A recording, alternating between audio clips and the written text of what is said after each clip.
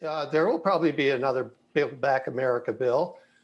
It will have to be less, but it will hopefully be scored correctly. You got to give Senator Manchin credit. He demanded accurate scoring. And if you accurately scored the Build Back America Better bill, it was a $4 to $5 trillion bill. And it wasn't paid for. And all that goes on our kids' debt. And you just can't do that to an economy. You can't load it down with that type of spending, which is unpaid for, and expect you're going to have economic growth. You're going to have just the opposite, in fact.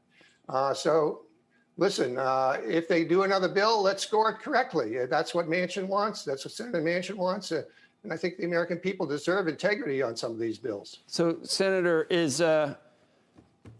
I don't know how to characterize that. I think we lost Heidi. We're trying to get Senator Heitkamp. We're trying to get her back right now. But we had Senator Mark Warner on, and I asked him about what you just said. And there's some others, John Tester, I guess not Dick Durbin, but they all knew, right? Is it some kind of see no evil speak? They wanted these things for a long time, and obviously we do want to help lift up as many people as we can. People have an argument for how you accomplish that. Republicans think one way, Democrats think another. And I know that maybe some Democrats, they are sincere that this may be a way of trying to share some of the great progress that one part of the economy of people have made over the last 3 or 4 years. So maybe in their mind that they think this is the way to go about it.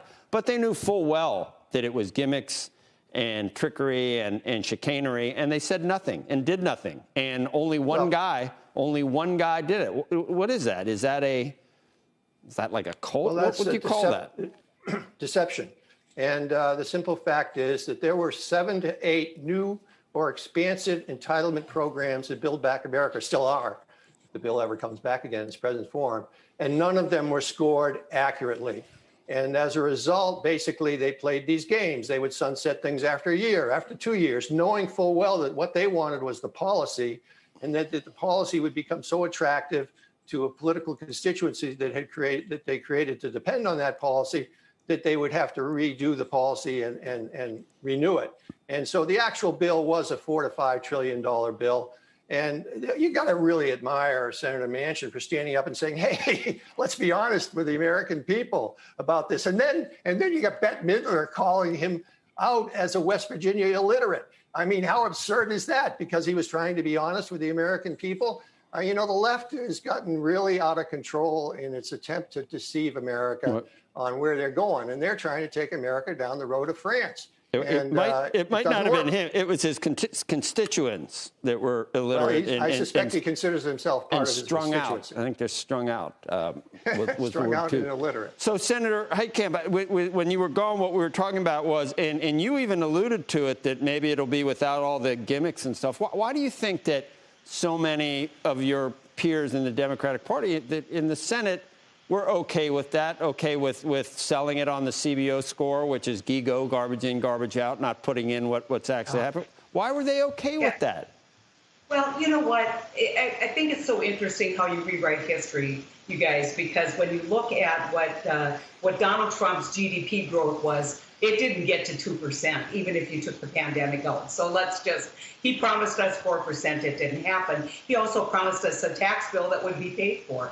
And I think that there is this attitude that what's sauce for the goose is sauce for the gander. They play politics on tax cuts. We're going to play politics on spending. And there's no one basically saying, let's take a look at real numbers. Let's be honest, and let's take a look at the investments. And I think that everybody's given everybody permission to do this because it's happened so often over the last 10 years. And so, fiscal discipline is not something that either party respects anymore.